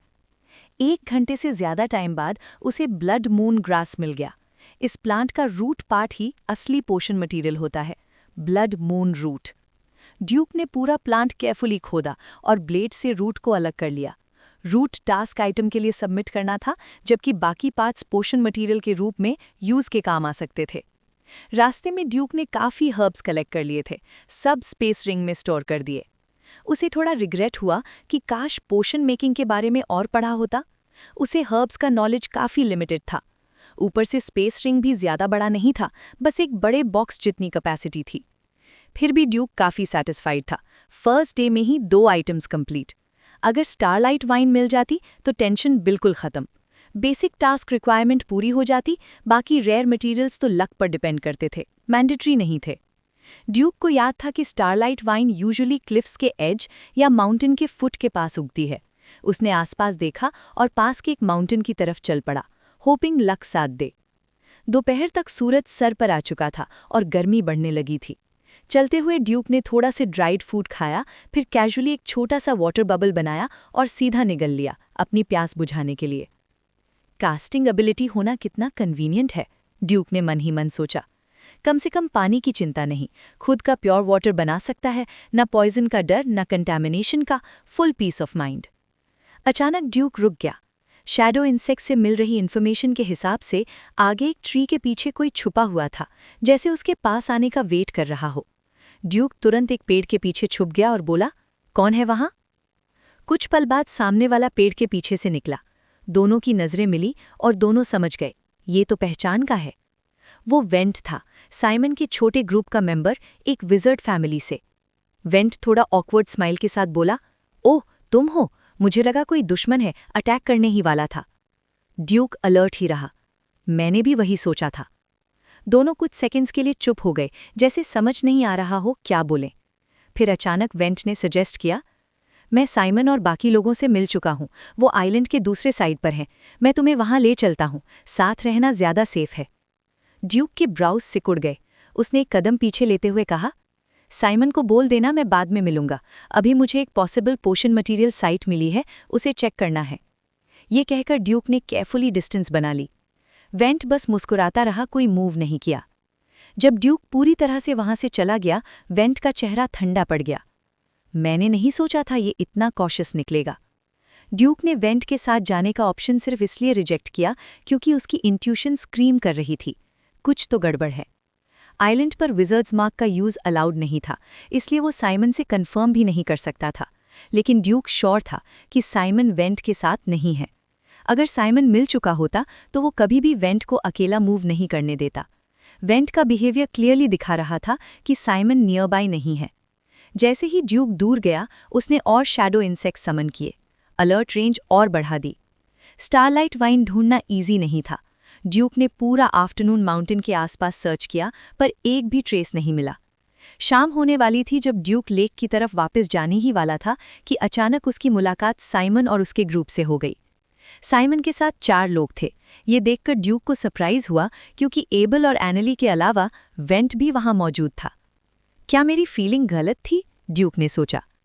ड्यूक को देखते ही साइमन खुश हो गया। ड्यूक, अच्छा हुआ तुम ठीक हो, बाकी लोग अभी तक नहीं मिले, सिर्फ हम ही इकट्ठा हुए हैं। उसकी आवाज़ में वरी थी क्योंकि रास्ते में उन्होंने काफ़ी विजर्ड अप्रेंटिस के डेड बॉडीज देखी थी। कुछ मैजिकल बीस्ट्स के हाथों मारे गए थे और कुछ इंसानों के। ड्यूक ने कहा, अच्छा है तुम सब सेफ हो, वैसे तुम लोग कब मिले? उसने कैजुअली पूछा, लेकिन उसकी नज़र वेंट पर थी, जिसका एक्सप्रेशन तुरंत चेंज हो गया। साइमन ने कुछ नोटिस नहीं किया और नॉर्मली बोला, कल रात एबल और एनली मिल गए थे, वेंट से हम आज ही मिले हैं। ओह, आज ही मिले? ड्यूक ने धीरे से कहा, वेंट की तरफ देखते हुए। वेंट का चेहरा और ठंडा पड़ गया। ड्यूक चुप रहा, लेकिन अंदर से और ज्यादा कॉशियस हो गया। कुछ घंटे पहले वेंट कह रहा था कि साइमन पास में है और अब साइमन कह रहा है आज मिले। क्लियर था, वेंट झूठ बोल रहा था। साइमन आगे बढ़ते हुए बोला, अंधेरा हो रहा है, हमें रात गुजारने के लिए जगह ढूंढनी होगी। चलते चलते बात करते हुए ड्यूक को पता चला कि साइमन और बाकी लोग एक स्पेशल डीमनाइज्ड आइटम की वजह से रीग्रुप कर पाए थे। उस आइटम का नाम था एक्टिवेटेड ट्रायंगल प्लेट, 3 पार्ट्स में डिवाइडेड एक मॉड्यूलर डीमनाइज्ड आइटम। साइमन, एबल और एनली के पास इसका एक पार्ट था, जिससे वो एक दूसरे की लोकेशन और डिस्टेंस सेंस कर सकते थे, जब तक बहुत ज्यादा दूर ना हो। किस्मत से उनका स्पॉन लोकेशन पास था, इसलिए कल रात ही मिल गए। तीनों के साथ होने के बाद ना मैजिकल बीस्ट्स ने अटैक किया, ना किसी विजर्ड अप्रेंटिस ने। ऐसे आइटम सिर्फ उन लोगों के पास होते हैं जो एक दूसरे पर पूरा ट्रस्ट करते हैं, क्योंकि हर वक्त लोकेशन सेंस होना रिस्की भी होता है। ड्यूक सोच रहा था कि वेंट के बारे में बोले या नहीं, तब साइमन ने पूछा, ड्यूक, तुम्हें अब कौन कौन से मटीरियल्स चाहिए? सिर्फ स्टारलाइट वाइन बची है, 3 आइटम्स कंप्लीट हो जाएंगे। स्टारलाइट वाइन, एनेली ने आज एक पिक की थी, तुम उसे सबमिट कर सकते हो, हमें उस टास्क की ज़रूरत नहीं। एनेली ने हेड नॉट किया और कहा, हाँ ये लो ड्यूक, अब तुम्हारा टास्क कंप्लीट। उसने अपने स्पेस रिंग से एक लंबी ग्रीन वाइन निकाली जिस पर छोटे छोटे स्पार्कलिंग पॉइंट्स थे, बिल्कुल डायमंड्स के जैसे चमक रहे थे। इसी वजह से इसका नाम पड़ा स्टारलाइट वाइन। चैप्टर 86 उली। इतनी कंप्लीट और फ्रेश स्टारलाइट वाइन मार्केट में काफ़ी अच्छी प्राइस लाती है। मैजिक स्टोन मार्केट में इसका वैल्यू कम नहीं होता। साइमन और बाकी दोनों का इसे बिना हिचकिचाहट ड्यूक को देना वाकई आसान बात नहीं थी। ड्यूक भी ये बात समझता था, वो किसी का एहसान लेके रहना नहीं चाहता था। मैं मार्केट प्राइस के हिसाब से मैजिक स्टोन्स दे देता हूँ, ड्यूक बोला। मुझे याद है एक स्टारलाइट वाइन लगभग 3 लेवल 1 मैजिक स्टोन्स की होती है। ये कहकर उसने 3 लेवल 1 मैजिक स्टोन्स निकाले। एनली ने तुरंत सर हिलाकर मना कर दिया, नहीं, आने से पहले ही हम सब ने डिसाइड किया था कि हम कोऑपरेशन में काम करेंगे, ये कोई ट्रांजैक्शन नहीं है। तभी एक तेज़ और थोड़ी सी पतली आवाज़ आई, स्टारलाइट वाइन मुझे चाहिए, तुम लोग मुझे दे दो। सब लोग चौंक गए। एक छोटा सा लड़का लगभग 1.4 मीटर लंबा सामने आया। उसकी आंखें सीधी एनली के हाथ में पकड़ी स्टारलाइट वाइन पर टिकी हुई थी। उली, साइमन के मुंह से निकल गया। नाम सुनते ही ड्यूक को याद आ गया, यही वो उली था जिसे साइमन ने पहले ही वॉर्न किया था, इससे पंगा मत लेना। उली जोकिच क्लैन से था, एक प्योर ब्लड विज़र्ड फैमिली। ये क्लैन सिर्फ अपने जैसे विज़र्ड्स के साथ शादी करता था, नॉन विज़र्ड से कभी नहीं। इस वजह से उनके ब्लड लाइन में अक्सर डिफॉर्मिटीज़ आ जाती थीं। उली भी उसी का एग्जाम्पल था। छोटा कद, थोड़ा टेढ़ा मेढ़ा चेहरा, ओवरऑल बॉडी प्रोपोर्शंस काफ़ी अजीब। लेकिन वहाँ मौजूद कोई भी उसके वीक होने की गलती नहीं कर रहा था। सब लोग टेंस हो गए। किसी को नहीं पता था उली के पास कितने डीमनाइज्ड आइटम्स हैं। उसकी स्ट्रेंथ भी कम नहीं थी और उसका बैकग्राउंड इतना स्ट्रांग था कि कोई भी उससे डायरेक्ट कॉन्फ्लिक्ट नहीं चाहता था। साइमन ने सिचुएशन समझते ही तुरंत डिसीजन लिया, एनली, स्टारलाइट वाइन दे दो। एनली ने ड्यूक की तरफ एक अपोलोजेटिक नज़र डाली, फिर स्टारलाइट वाइन उली की तरफ उछाल दी। उली ने वाइन पकड़ी, एक बार देखा और सीधा अपने स्पेस रिंग में डाल ली। उसके चेहरे पर हल्की सी मुस्कान आ गई। फिर उसने ड्यूक और बाकी लोगों को ऊपर से नीचे तक देखा, जैसे कुछ सोच रहा हो। ड्यूक और बाकी सब बिल्कुल अलर्ट थे, सांस भी धीमी हो गई थी, जैसे बस एक सिग्नल का इंतजार हो। उली की नज़र इधर उधर घूमती रही। आखिरकार जैसे उसने कुछ वे किया और बिना कुछ बोले वापस मुड़ गया। शायद उसे यकीन नहीं था कि वो अकेले ड्यूक और बाकी लोगों को हैंडल कर पाएगा। प्रोज और कॉन सोचकर उसने पीछे हटना ही बेहतर समझा। यही होता है ग्रुप में रहने का फायदा। उली जैसा बंदा भी एक्शन लेने से पहले सोचने पर मजबूर हो गया। उली के जाने के बाद साइमन बोला, चलो पहले यहाँ से निकलते हैं। उसे डर था कि कहीं उली वापस ना आ जाए। उस सिचुएशन में फाइट या रिट्रीट दोनों ही मुश्किल होते। उली जैसे लोगों को प्रोवोक ना करना ही बेहतर होता है, इसलिए ज्यादा लोग होने के बावजूद साइमन ने पीछे हटना चूज किया। लेकिन ड्यूक रुका रहा। उसने सीधी नज़र वेंट पर डाली और बोला, तुम उली के साथ मिले हुए हो है ना? ये सुनते ही साइमन और बाकी लोग शॉक हो गए। उन्हें समझ नहीं आया ड्यूक अचानक ऐसा क्यों बोल रहा है। वेंट का चेहरा पल भर के लिए बदला, लेकिन उसने तुरंत खुद को संभाल लिया। बकवास मत करो, तुम्हारी स्टारलाइट वाइन का मुझसे कोई लेना देना नहीं, मुझ पर इल्ज़ाम मत डालो। ड्यूक हल्का सा मुस्कुराया, अच्छा तो फिर एक सवाल का जवाब दो। कुछ घंटे पहले जब हम मिले थे, तुमने कहा था तुम साइमन और बाकी लोगों से मिल चुके हो और मुझे उनके पास ले जाओगे। लेकिन साइमन कह रहा है कि तुम आज ही मिले हो, तो फिर कुछ घंटे पहले तुम किससे मिले थे, अगर साइमन से नहीं तो? वेंट चुप हो गया। उसके पास कोई जवाब नहीं था। ये देखते ही साइमन और बाकी लोग सब समझ गए। उन्होंने तुरंत वेंट से थोड़ा डिस्टेंस बना ली। वेंट भी समझ गया कि अब बात छुपी नहीं सकती। वो हंसा, एक ठंडी घिनौनी हंसी।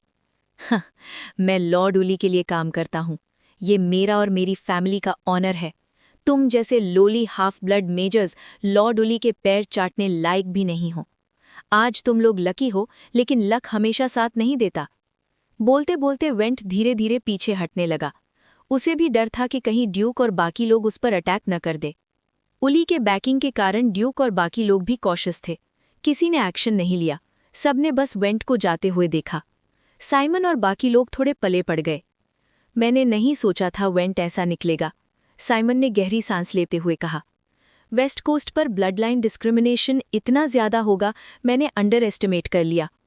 एनली ने ड्यूक की तरफ देखा। अगर ड्यूक ना होता तो पता नहीं आज क्या हो जाता। बाकी सबने भी हाँ में सिर हिलाया। सब सोच रहे थे अगर आज बात यहीं ना खुलती तो शायद जिंदा बचना मुश्किल होता। उली का अचानक सामने आना इस बात का साइन था कि वो काफी देर से उनका पीछा कर रहा था। वेंट सामने का मोहरा था और उली शैडो में। दोनों मिलकर काम कर रहे थे। अगर रात को सब एक जगह रेस्ट करते तो वहीं उनका एंड हो सकता था। शायद स्टारलाइट वाइन देखकर ही उली खुद को रोक नहीं पाया। आखिरकार वो सिर्फ 13 साल का था, अभी इतना मैच्योर नहीं। वेंट शायद मन ही मन उली को गाली दे रहा होगा क्योंकि उसने इतनी जल्दी खुद को एक्सपोज कर दिया। लेकिन सच ये था कि अगर ड्यूक होता ही नहीं तब भी वो बाद में वेंट की प्रॉब्लम पकड़ ही लेता। साइमन और बाकी लोग मिल चुके थे, इसलिए ड्यूक ने लेक के पास वापस जाने का प्लान कैंसिल कर दिया। काफी लेट हो चुका था और अकेला ट्रैवल करना डेंजरस था, खासकर जब उली और वेंट आसपास ही हो सकते थे। 4 लोग साथ में चल रहे थे, कम से कम कोई उन पर आसानी से हाथ डालने की हिम्मत नहीं करेगा। आखिरकार उन्होंने एक छोटी सी ग्रूव में जगह ढूंढ ली और वहां टेम्पररी कैंप बना लिया। उन्होंने आग नहीं जलाई ताकि लोकेशन रिवील ना हो, वरना बीस्ट्स या दूसरे विजर्ड अप्रेंटिसेस अट्रैक्ट हो सकते थे। हाई लेवल बीस्ट्स को तो वैसे भी छोटी सी आग नहीं रोक सकती। चारों ने एक एक पेड़ चूज किया, ऊपर चढ़कर रेस्ट करने लगे, साथ ही सराउंडिंग्स पर नजर भी रखी। ड्यूक मन ही मन सोच रहा था कि उसके शैडो इंसेक्ट्स ने उली को डिटेक्ट नहीं किया था।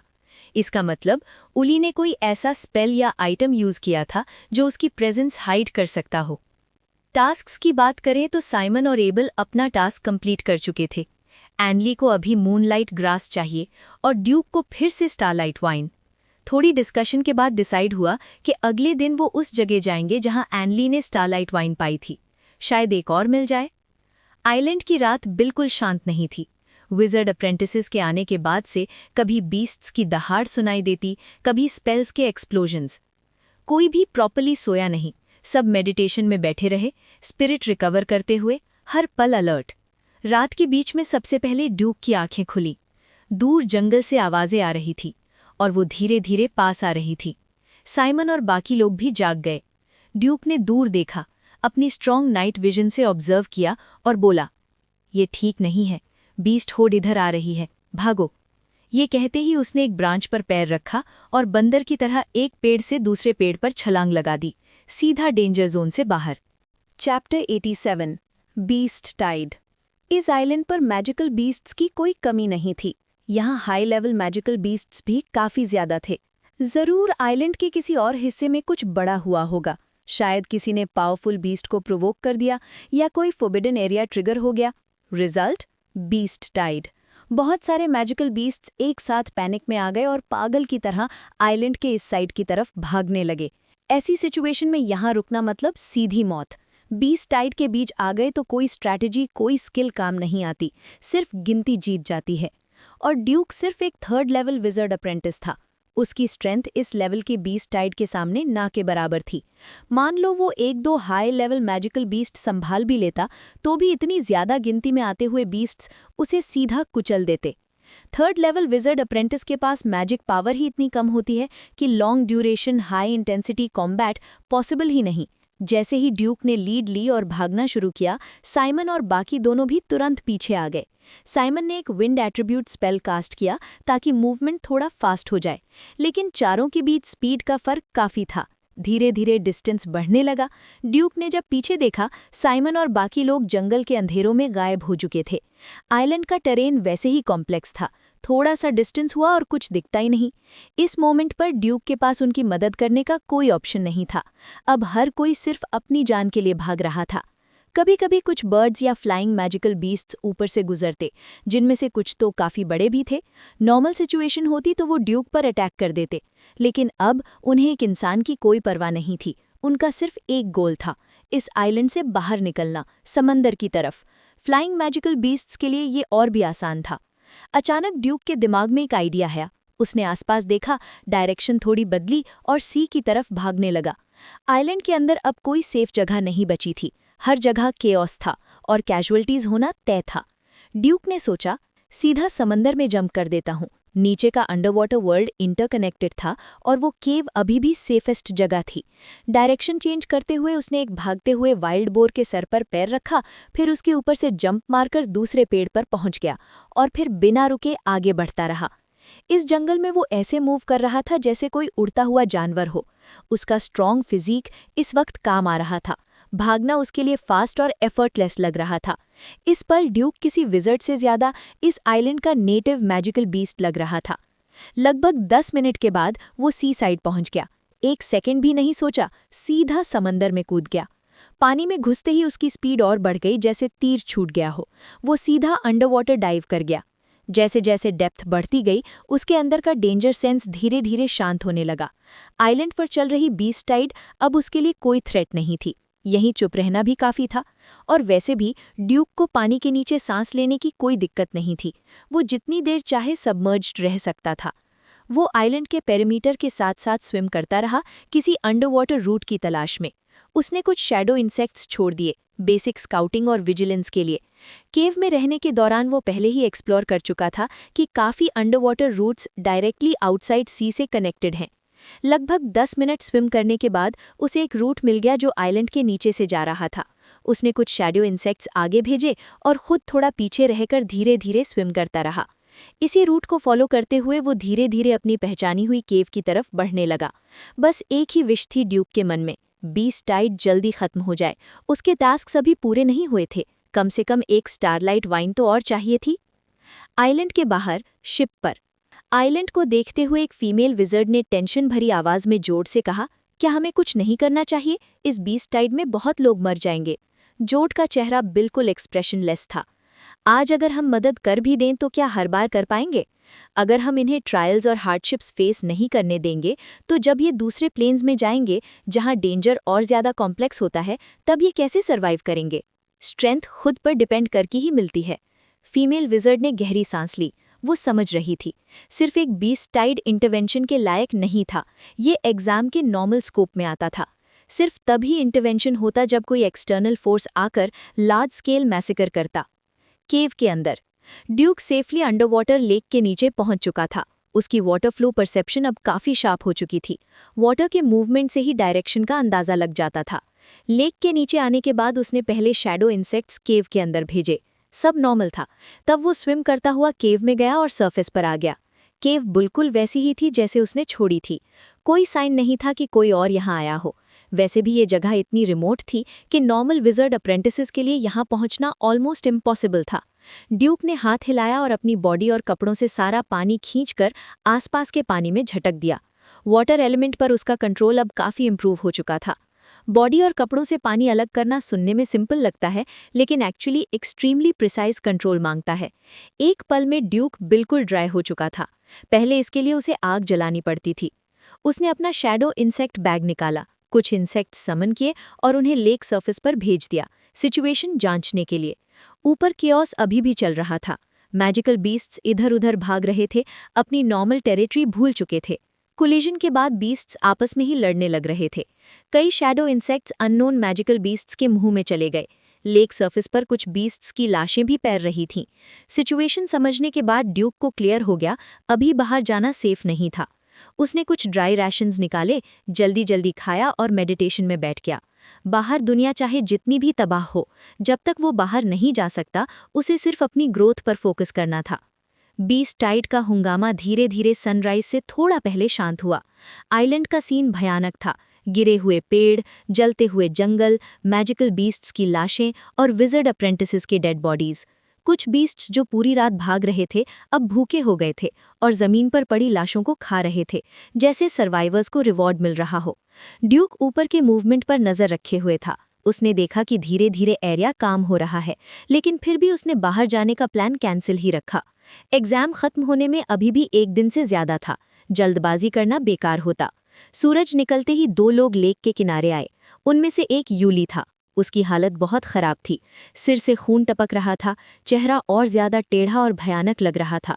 उसके हाथ में पहने 3 डीमोनाइज्ड आइटम रिंग्स में से सिर्फ एक बची थी, बाकी 2 पिछली लड़ाई में टूट चुकी थीं। यूली हाफते हुए भाग रहा था, बार बार पीछे देख रहा था। उसकी आंखों में साफ डर झलक रहा था।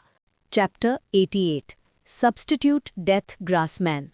उली के पीछे एक ब्राउन हेड टीनेजर आ रहा था, ना ज्यादा तेज ना ज्यादा स्लो, बिल्कुल काम। उसके हाथ में एक डैगर था जिसके ऊपर काली आग जल रही थी, जैसे अंधेरा खुद उस ब्लेड से चिपक गया हो। उली ने उसे देखते ही गुस्से से चिल्लाया, मेरिक, तुम सच में मुझे हंट करने की हिम्मत करते हो? सिर्फ इसलिए कि तुम लैंड के स्टूडेंट हो, ये मत समझना कि तुम जो चाहो कर सकते हो। हमारी जोकिच क्लैन इतनी आसान नहीं है। मेरिक हंस दिया, ठंडी बेपरवाह हंसी। तो क्या हुआ अगर मैं तुझे मार दूं? तेरी जोकिच क्लैन में तेरे जैसे कितने लोग हैं? क्या वो सिर्फ एक ड्वार्फ के लिए मूव करेंगे? और मान लो किया भी, मेरे टीचर चुप नहीं बैठेंगे। जैसे ही ड्वार्फ शब्द निकला, उली का गुस्सा फिर से भड़क उठा। उली हमेशा से मेरिक से नफरत करता था। मेरिक एक हाफ ब्लड मेज था। सिर्फ इसी बात से उली उसे अपने खून की गहराई से हेट करता था। लेकिन एकेडमी आइलैंड पर मेरिक का स्टेटस बिल्कुल अलग था। Talent outstanding, background strong, looks अच्छे, लोग उसे पसंद करते थे। और उली एक्सट्रीम पर्सनैलिटी, बदसूरत शक्ल, लोग पसंद कम, डरते ज्यादा थे। ये इम्बैलेंस उली को अंदर ही अंदर जला देता था। मेरिक भी उसे कभी टॉलरेट नहीं करता था और हर मौके पर उसे ड्वार्फ कहकर चिढ़ाता। इसलिए दोनों के बीच क्लैश होना ऑलमोस्ट इनएविटेबल था। कल रात के बीस्ट टाइड के बाद आइलैंड और भी केओटिक हो चुका था। उली वेंट से अलग हो गया और किस्मत से या बदकिस्मती से मेरिक से टकरा गया। दुश्मन सामने हो तो खून और तेज उबलता है। बिना एक शब्द बोले उली ने मेरिक पर अटैक कर दिया, पूरी नीयत के साथ, यहीं आइलैंड पर उसे खत्म करने के लिए। लेकिन जो हुआ वो उली के अंदाजे से काफी ज्यादा खराब था। मेरिक की स्ट्रेंथ उली के सोट से कहीं ज्यादा थी। उसके पास मल्टीपल पावरफुल डीमनाइज्ड आइटम्स थे। उली बिल्कुल मैच नहीं कर पाया। आखिर जोकिच क्लान में उली जैसे बहुत लोग थे, लेकिन मास्टर लैंड के स्टूडेंट्स गिनते चुने। दोनों को मिलने वाली ट्रीटमेंट जमीन आसमान का फर्क रखती थी। मेरिक का टैलेंट सच में एक्सेप्शनल था। विज़र्ड क्लैन से नहीं होने के बावजूद उसका एप्टीट्यूड इतना स्ट्रांग था कि एक लेवल 3 विज़र्ड मास्टर लैंड ने उसे पर्सनली डिसाइपल बना लिया। अब उली की हालत क्रिटिकल थी। उसकी मैजिक पावर लगभग खत्म हो चुकी थी। सारे पोशन सप्लीमेंट्स भी यूज हो चुके थे। उसने एक मैजिक स्टोन पकड़ ली, एनर्जी अब्जॉर्ब करके थोड़ा मैजिक रिकवर करने के लिए, लेकिन वक्त ही नहीं था। इतनी कम देर में वो कुछ भी मीनिंगफुल रिकवर नहीं कर पाया। उसके डीमनाइज्ड आइटम्स भी अब काम के नहीं रहे थे। सिचुएशन बिल्कुल होपलेस। मेरिक जैसे बोर हो चुका हो, उसने डैगर को हाथ में घुमाया और कैजुअली फेंक दिया। काली आग से जलता डैगर पल भर में उली के सीने को चीर गया। अजीब बात ये थी, न कोई जख्म न खून, लेकिन उली की आंखों से रोशनी तुरंत गायब हो गई। उसका शरीर ढीला पड़ गया और वो लेक में गिरता हुआ डूब गया। मेरिक ने पीछे मुड़कर देखा तक नहीं, सीधा वापस चल दिया। उसे पूरा भरोसा था काम हो चुका है। लेक के नीचे ड्यूक सब कुछ देख रहा था। वो बिल्कुल भी जल्दबाजी नहीं कर रहा था, सिर्फ कुछ शैडो इंसेक्ट्स भेजे हुए थे दूर से मॉनिटर करने के लिए। कुछ मिनट बाद अचानक उली के शरीर से काला धुआं निकलना शुरू हुआ। फिर एक ग्रासमैन डॉल दिखा जो खुद ही जल उठा और कुछ ही सेकंड्स में राख बन गया। उली की खाली आंखों में धीरे धीरे फिर से जान आ गई। वो फिर से जिंदा हो गया था। वो इधर उधर देखता हुआ स्विम करने लगा जैसे किसी चीज की तलाश में हो। धीरे धीरे वो ड्यूक के केव की तरफ आया। उली पानी से बाहर निकला और गुस्से से चिल्लाया, साला मेरिक, इस जैसी जगह पर मुझे सब्स्टिट्यूट डेथ ग्रासमैन यूज करना पड़ गया। सब्स्टिट्यूट डेथ ग्रासमैन एक extremely precious level 1 witchcraft artefact था। ये डीमनाइज्ड आइटम नहीं था, बल्कि एक ऐसा आर्टिफैक्ट जो एक बार मौत को रोक सकता था। इसकी वैल्यू क्या होती है ये बताने की जरूरत नहीं है। उली के पास बस एक ही ऐसा आर्टिफैक्ट था, और वो भी सिर्फ एक ऑर्डिनरी टेस्ट में यूज हो गया। उसका दिमाग और ज्यादा भड़क उठा। मेरिक के लिए उसकी नफरत और गहरी हो गई। अचानक उली को किसी प्रेजेंस का एहसास हुआ। उसने ऊपर देखा और एक थोड़ा पहचाना हुआ चेहरा दिखा, वही विज़र्ड अप्रेंटिस जो दिन में मिला था। उली ने आंखें सिकोड़कर कहा, किड, सारे मैजिक पोशंस और पोशंस यहीं रख दे और अपना स्पेस रिंग भी दे दे। उसे पूरा यकीन था कि ड्यूक जैसे ऑर्डिनरी अप्रेंटिस उससे अपोज करने की हिम्मत नहीं करेगा। ड्यूक के लिए यह बिल्कुल आकाश से गिरती हुई मुसीबत थी। इतनी छुपी हुई केव में शांति से बैठा था और फिर भी ट्रबल खुद चलकर आ गई। नेचुरली वो अपना स्पेस रिंग देने वाला नहीं था, और अब उली बिल्कुल खाली हो चुका था। Magic power 0, defence 0। ड्यूक ने कुछ नहीं कहा, बस चुपचाप एक dark green water arrow condense कर लिया। उली की आंखें फैल गईं। तुम उसे यकीन ही नहीं हो रहा था कि सामने वाला बिना कुछ बोले सीधा अटैक कर रहा है। वाटर एरो बिजली की तरह निकला और उली के सिर को चीर गया। बूम! उसका पूरा स्कल फट गया, खून हर तरफ उड़ गया।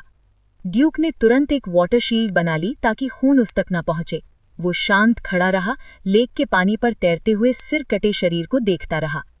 कुछ पल बाद उसने पानी की एक धारा बनाई और उली के हाथ से स्पेस रिंग खींच ली। फिर केव के अंदर का सारा खून पानी के साथ बहा दिया, सीधा अंडरग्राउंड लेक के स्ट्रीम में। वो स्ट्रीम खून को ले जाकर समुद्र में घुला देता। उली का शरीर भी उसी स्ट्रीम के हवाले कर दिया, आइलैंड के बाहर ओशन तक। ड्यूक जानबूझकर यहीं रुक गया। उसने देखा कैसे कुछ डीप सी मैजिकल बीस्ट्स खून की स्मेल से अट्रैक्ट होकर आए और लाश को पूरी तरह खा गए। तब जाकर वो वहां से हटा। पूरे प्रोसेस में ड्यूक ने उली को कभी हाथ नहीं लगाया, सब कुछ पानी के थ्रू किया। उसे अपने आप को बिल्कुल क्लीन रखना था। उली के मरने के बाद जोकिच क्लैन जरूर इन्वेस्टिगेशन करेगी और ड्यूक का नाम कहीं भी नहीं आना चाहिए। उसने केव के अंदर वाटर फ्लोज को बार बार चलाकर सारे ट्रेसेस मिटा दिए। फिर उसने स्पेस रिंग को देखा, स्पिरिचुअल पावर से चेक किया। ज्यादा चीजें नहीं थी, कपड़े, थोड़ा खाना, लेकिन सबसे वैल्यूएबल 500+ लेवल 1 मैजिक स्टोन्स और काफी सारे मैजिक पोशन मटेरियल्स और अनओपन्ड पोशंस। ड्यूक के लिए ये एक छोटी सी दौलत थी। स्पेस रिंग का साइज भी बड़ा था, पूरे 10 क्यूबिक मीटर्स। ड्यूक का मन तो हुआ कि रिंग रख ले, लेकिन ये एक बड़ी प्रॉब्लम थी। स्पेस रिंग्स लंबे टाइम तक पहने जाने पे अपने ओनर की ऑरा से भर जाते हैं। इस ऑरा को कंप्लीटली मिटाना ड्यूक के करंट लेवल पर ऑलमोस्ट इम्पॉसिबल था। विजर्ड्स के पास ट्रेस करने के बहुत तरीके होते हैं। ड्यूक ये रिस्क नहीं ले सकता था कि जोकिच क्लैन इस स्पेस रिंग के जरिए उस तक पहुंच जाए। अगर जोकिच क्लैन की नजर उस पर पड़ी तो एक बात क्लियर थी, ड्यूक उसी पल मर चुका होता। कमजोर स्ट्रेंथ, कोई बैकग्राउंड नहीं, और सामने एक पूरा विजर्ड क्लैन। मुकाबला ही नहीं था। Chapter 89 assessment concludes. ड्यूक कुछ देर तक सोचता रहा। अगर वो स्पेस रिंग अपने पास रख लेता तो बस उसके पास एक और थोड़ा बड़ा स्पेस रिंग आ जाता, लेकिन साथ ही जोकिच क्लैन की नज़र भी उस पर पड़ सकती थी। इस रिस्क के सामने ये स्पेस रिंग बिल्कुल भी वर्थ इट नहीं था। ड्यूक ने इस छोटे से फायदे को अपनी सोच पर हावी होने नहीं दिया। आखिरकार उसने स्पेस रिंग छोड़ने का फैसला किया। उसने सिर्फ अंदर के लेवल 1 मैजिक स्टोन्स और मैजिक पोशन मटेरियल्स निकाले। उन्हीं मटेरियल्स में उसकी स्टारलाइट वाइन भी थी। इसका मतलब कम से कम उसका असेसमेंट टास्क कंप्लीट हो चुका था। सिर्फ इतना ही नहीं, ड्यूक को एक और चीज़ मिली। कलरलेस लिजर्ड की आईबॉल एक टेस्ट ट्यूब में बंद, ऊपर लेबल लगा हुआ। लगता था ये उली का डेली पोशन रिफाइनिंग मटेरियल था। असेसमेंट के रूल्स मैजिक पोशन मटेरियल्स के सोर्स को रिस्ट्रिक्ट नहीं करते थे। अगर तुम्हारी किस्मत अच्छी हो तो बिना ढूंढे ही तुम्हारे पास सारे 5 टाइप्स हो सकते थे।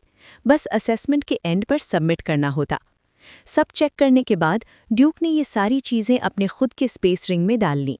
उसके बाद उली का स्पेस रिंग उसने अंडरवाटर करंट के हवाले कर दिया, जो उसे समुद्र की गहराइयों तक ले जाने वाला था।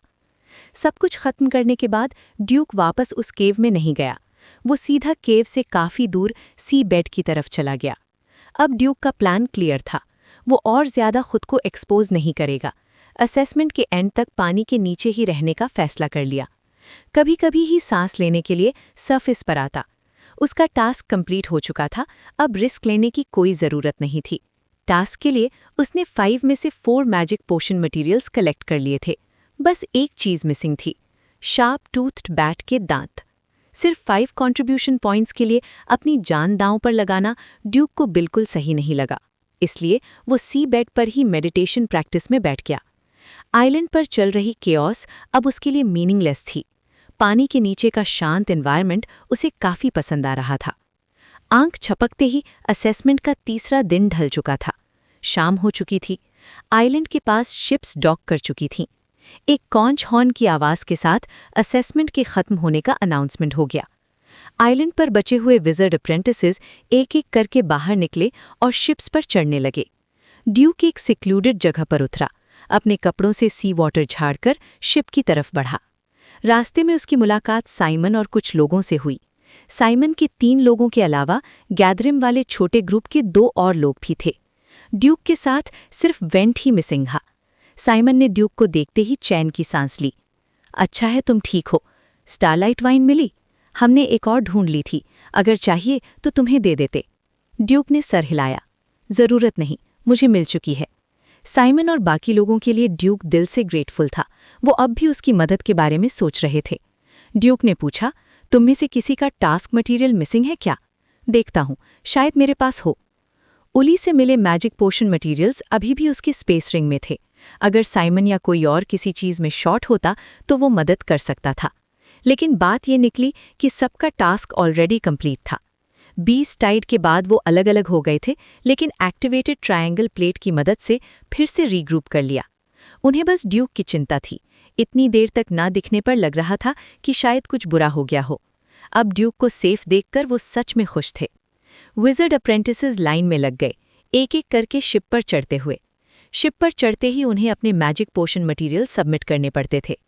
कम से कम 3 टाइप सबमिट करने वालों का असेसमेंट 5 मार्क होता।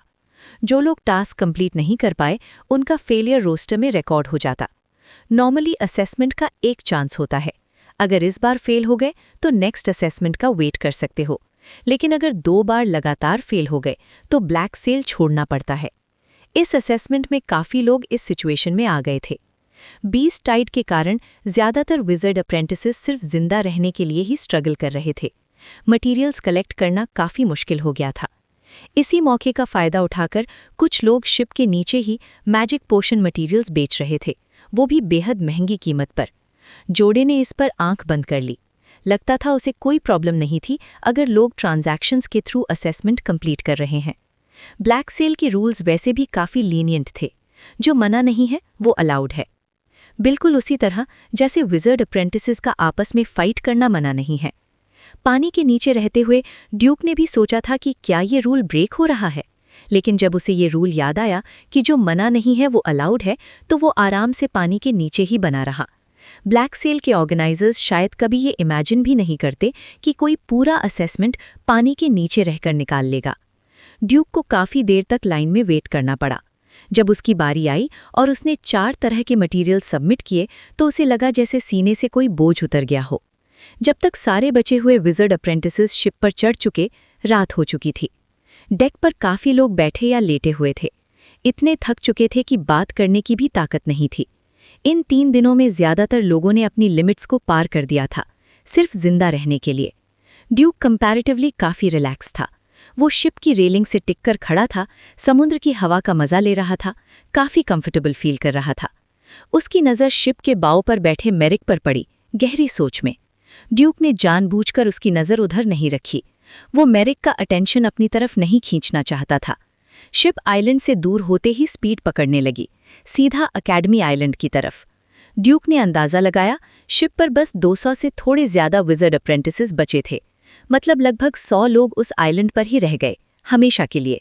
ये डेथ रेट काफ़ी हाई था, चाहे इसका एक हिस्सा सडन 20 टाइड की वजह से ही क्यों ना हो। साइमन और बाकी लोगों से ड्यूक को पता चला 20 टाइड उली की वजह से हुई थी। उसने जानबूझकर बीस्ट्स को ट्रिगर किया था ताकि वो दूसरे विज़र्ड अप्रेंटिसेस को हंट करें। एक बिल्कुल ही मलिशियस एक्ट। किसी ने उली को देखा नहीं था, लेकिन किसी ने ये भी नहीं सोचा कि वो आइलैंड पर मरा होगा। सब ने यही माना कि वो पहले ही शिप पर चढ़ गया होगा और अब कैबिन में होगा। अंदर ही अंदर काफ़ी लोग उली को कर्स कर रहे थे। उनका मानना था अगर उली ना होता तो इतनी ज़्यादा डेथ्स नहीं होती। लेकिन ये बातें सिर्फ मन में ही रहीं। कोई भी खुलकर बोलने की हिम्मत नहीं करता था। आखिरकार जोकिच क्लैन से दुश्मनी कौन ही चाहता था। जब शिप अकेडमी आइलैंड पर पहुंची, रात काफ़ी हो चुकी थी। पूरा आइलैंड शांत था। सिर्फ शिप के डॉक करने की आवाज़ उस सन्नाटे को तोड़ रही थी। पोर्ट पर 3rd रेट विज़र्ड अप्रेंटिसेस का ग्रुप एक एक करके नीचे उतरा।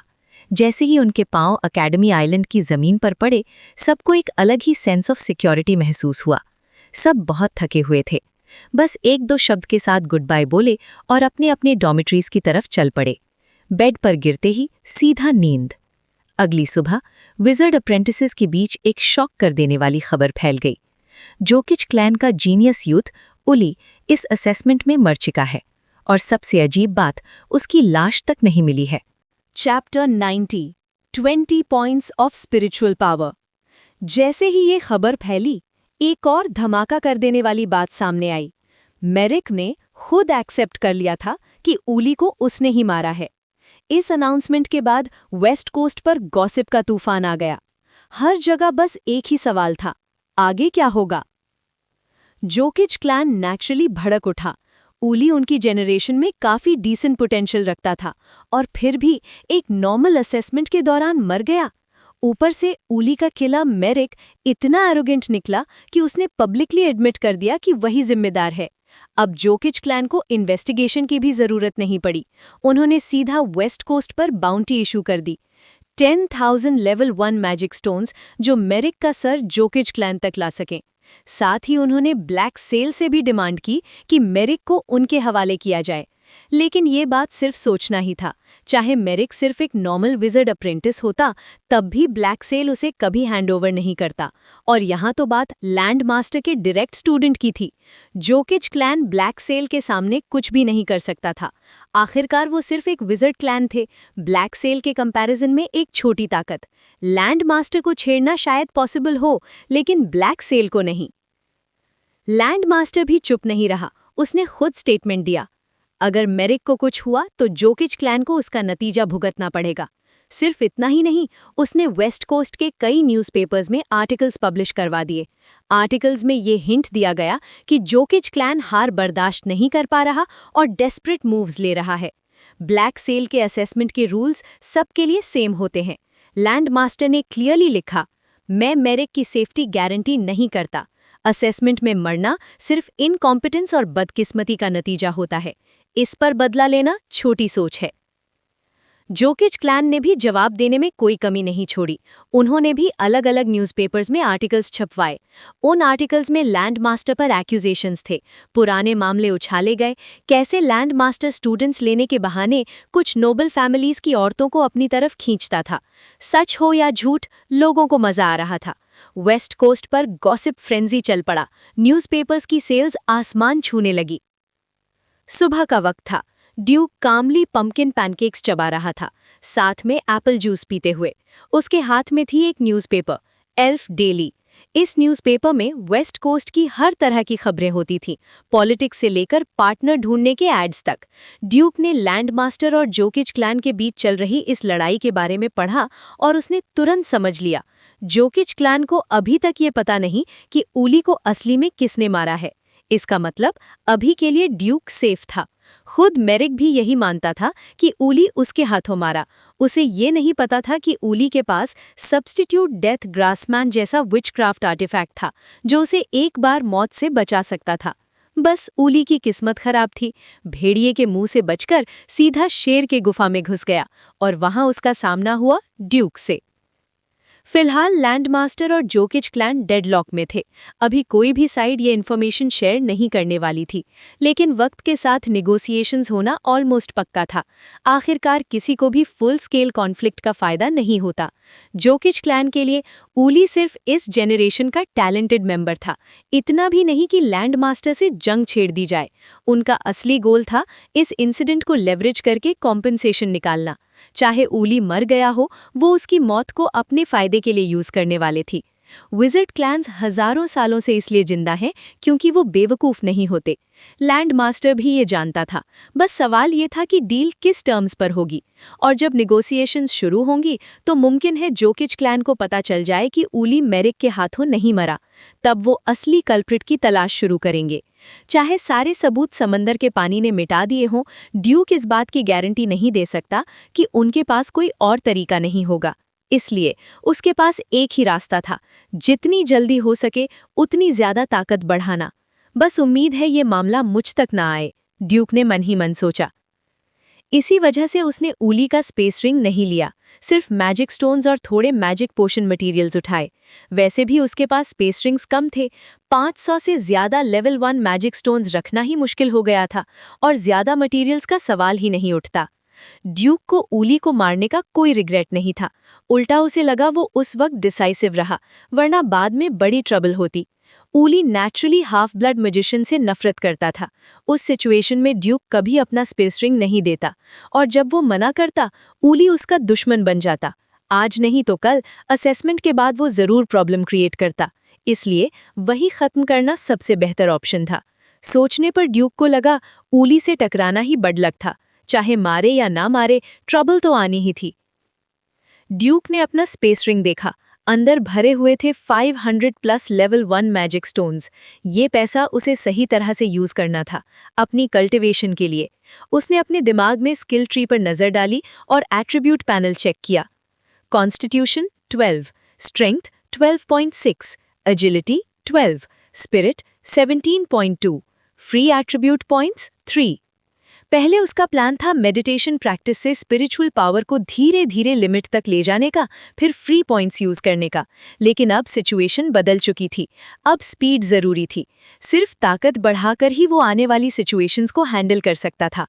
थोड़ी देर सोचने के बाद ड्यूक ने बिना हिचकिचाहे सारे 3 फ्री एट्रीब्यूट पॉइंट्स स्पिरिट में डाल दिए।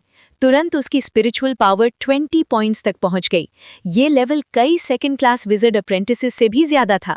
फर्स्ट क्लास विज़र्ड अप्रेंटिस का थ्रेशहोल्ड सिर्फ 30 पॉइंट्स होता है, मतलब ड्यूक को बस 10 और पॉइंट्स चाहिए थे। और ये 10 पॉइंट्स दूसरों के लिए बहुत मुश्किल होते हैं। जैसे जैसे बेस बढ़ता है, हर 0.1 इंक्रीज और भी ज्यादा मुश्किल हो जाता है। कई लोग पूरी जिंदगी में सिर्फ 0.1 भी बढ़ा नहीं पाते। ड्यूक को भी ये महसूस हो रहा था। मेडिटेशन से ग्रोथ बहुत स्लो थी, लेकिन स्किल ट्री के वजह से वो सीधा जंप कर सकता था। ये उसका सबसे बड़ा एडवांटेज था। स्पिरिचुअल पावर 20.2 पर पहुंचते ही ड्यूक ने अगला टारगेट सेट किया, सेकेंड क्लास विज़र्ड अप्रेंटिस बनना। सेफ्टी के लिए उसने डिसाइड किया एक डॉन पोशन खरीदेगा। उसकी current spiritual power plus dawn potion, इस कॉम्बिनेशन के साथ सेकेंड क्लास विज़र्ड अप्रेंटिस बनने का चांस काफी हाई था।